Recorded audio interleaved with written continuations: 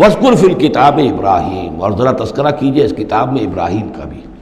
انہ کان صدیقا نبیّا، یقیناً وہ صدیق نبی تھے، اذ قال لابیہ، یاد کرو جب کہ انہوں نے کہا اپنے والد سے، یا ابت، ابا جان، لما تعبد ما لا يسمع ولا يبصر، کیوں آپ پوچھتے ہیں، بندگی کرتے ہیں ایسی چیزوں کی جو نہ سن سکتے ہیں نہ دیکھ سکتے ہیں، ولا یغنی عنک شیئا، نہ آپ سے کسی چیز کو دور کر سکتے ہیں کہ آپ کے کچھ کام آ سکتے ہیں،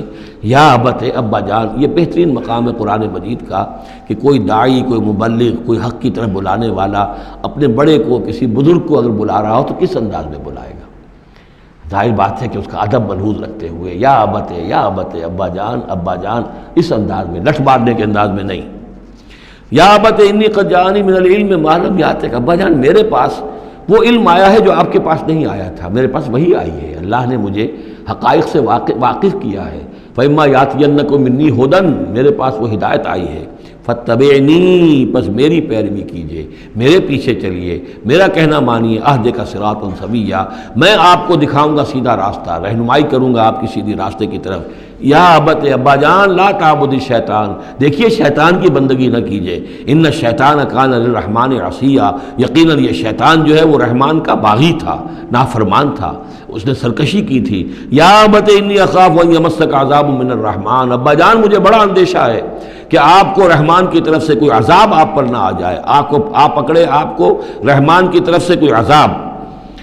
فتکون للشیطان ولیا، تو پھر آپ شیطان ہی کے ساتھی بن کر رہ جائیں۔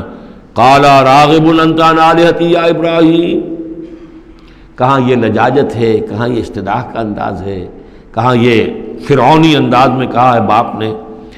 اے ابراہیم کیا تم میرے آلہہ سے، میرے معبودوں سے کنارہ کشی کر رہے ہو؟ اراغب انت عن آلہتی یا ابراہیم لئن لم تنتہی، اگر تم باز نہ آئے، لارجمنک، میں تمہیں رجم کر دوں گا، ہلاک کر دوں گا، سنسار کر دوں گا، واہجرنی ملیہ، اور فوراً تو ذرا میری نگاہوں سے دور ہو جاؤ، میں تمہاری اس بات کو برداشت نہیں کر سکتا، فوراً میری نگاہوں سے دور ہو جاؤ، کچھ دیر کے لیے تو میری نگاہوں سے چلے جاؤ۔ قال سلام علیک، انہوں نے کہا سلام، ساستغفر لک ربی، میں اپنے رب سے آپ کے لیے استغفار کرتا رہوں گا، انہ کان بی حفیہ، وہ مجھ پر بڑا مہربان ہے، وَأَعْتَزِلُكُمْ وَمَا تَدْعُونَ مِن دُونِ اللَّهِ، اور میں کنارہ کشی کرتا ہوں آپ سے بھی اور ان تمام معبودوں کو جن کو آپ پوج رہے ہیں اللہ کے سوا۔ وَأَدْعُو رَبِّي، میں تو اپنے رب کو پکاروں گا، اسی سے دعا کروں گا، عَسَىٰ أَلَّا أَكُونَ بِدُعَاءِ رَبِّي شَقِيًّا، اور مجھے یقین ہے کہ میں اپنے رب کو پکار کر اس سے دعا کر کے نامراد نہیں رہوں گا۔